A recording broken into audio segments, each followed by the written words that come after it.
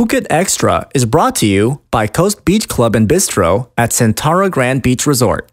Chill in the sun, sip under the stars.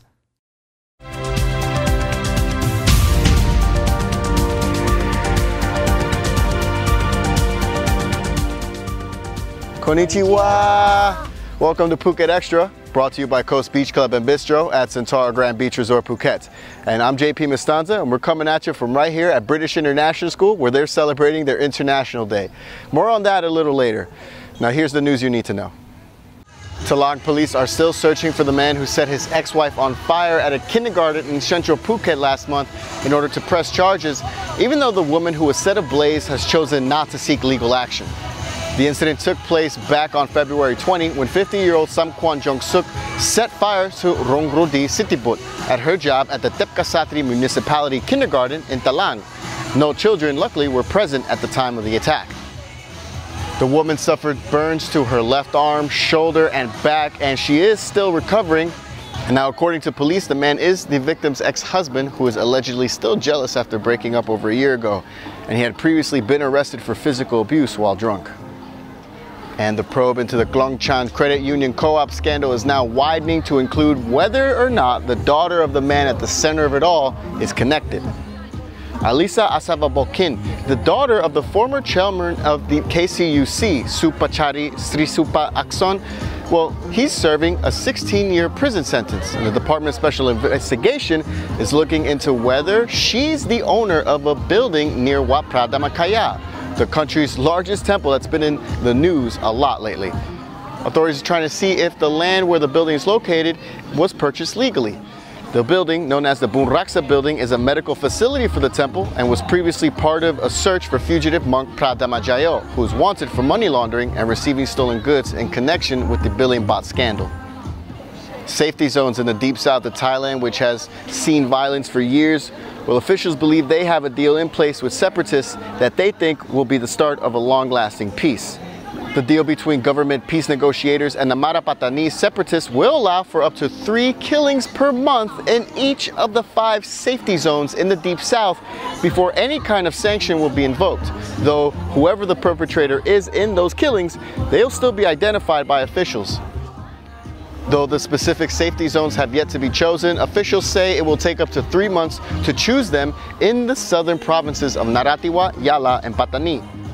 The deep south of Thailand has seen ongoing conflict for years, with an increase in violence since 2001, claiming the lives of just under 7,000 people, including the killing of a family that saw 3 adults and an 8-year-old boy die in a gruesome attack last month. And sit tight, Phuket Extra will be right back after this. Strength and conditioning classes, Phuket's only official CrossFit, yoga, basic and Olympic lifting, mobility and recovery classes, ice baths, saunas and free weights. Go hard or go home. Welcome back to Phuket Extra. Mahidol University is the highest ranking Thai university on this year's Times Higher Education Top 300 Asia University rankings, but educators say the latest numbers are cause for concern. While Mahidol is still in the top 100 of universities in Asia, it did slip 7 slots from last year, and only 10 Thai universities made it onto the rankings, with most slipping down the list compared to the year before. King Mongkut's University of Technology, Thonburi, came in 98th place, good for second in Thailand, but educators are now calling on the government to help provide more funding for research development.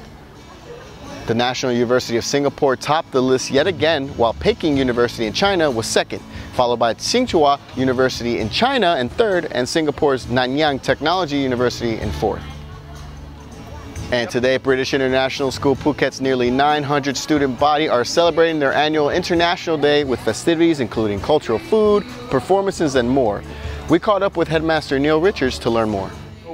International Day here at BIS, what's it about? It's about a celebration of, I think, global citizenship, really, to celebrate the fact that we're all here together, 62 nationalities in the school. And we can be proud of our national heritage, our cultures, but we're also celebrating the fact that we can work well together, play well together, dance well together, eat well together. And I think it's fairly symbolic of what we want the world to be. And especially this year, I think with so much happening in the world, it's really important that we put our faith in the young people being able to do this and get on so well. How many years have you guys been doing International Day? I think we've been doing International Day for a good number of years, probably for as long as the school, but over the last 4 years we've joined the primary and the secondary together to make one large event, and that's worked extremely well. You guys had some really cool cultural performances earlier in the day. Yeah, what's really nice, the taiko drumming, not all Japanese doing it, the Indian Bollywood at the end there, most of year 13 up and dancing. There's just a real mix of nationalities for virtually all the cultural events and all the performances. Very high level. I was particularly pleased that year 7 and year 8 were playing band wind instruments, because all children in the school are learning to read music and play an instrument. That's something that they have to do if they're in this school. So the bands are really progressing. The level of dance performance progressing, and it's just a great day out. It really is. And the parents, I must say, come together. They produce a lot of food. They support their children. They dress in their national costumes, and it just makes you feel good to be part of this community. What were some of your favorite some of your favorite pickings out here? Food. So I was asked that earlier, and I'm not allowed to say. I daren't say what I have some favorites. Obviously, I usually go around all the food vendors. Well, they're not vendors because it's all free food, but I can't eat everything, so I have to turn down a lot. But later on I go back and just pick 1 or 2 of my favorites. I have to be very careful. Probably put on a couple kilos. I could put on more than a couple if I eat everything off all these stalls. I just had a pancake or something given to me, and couldn't refuse. Well, that's it for Phuket Extra today. From everyone at the Phuket News Center and British International School Phuket, we'd like to thank you for watching. And I'd like to thank Headmaster Neil Richards for speaking with us today. Until tomorrow, sayonara! Moving? Sending stuff from Phuket? Or maybe you need some important items brought to the island? USPPhuket.com. Put yourself in experienced hands. USPPhuket.com.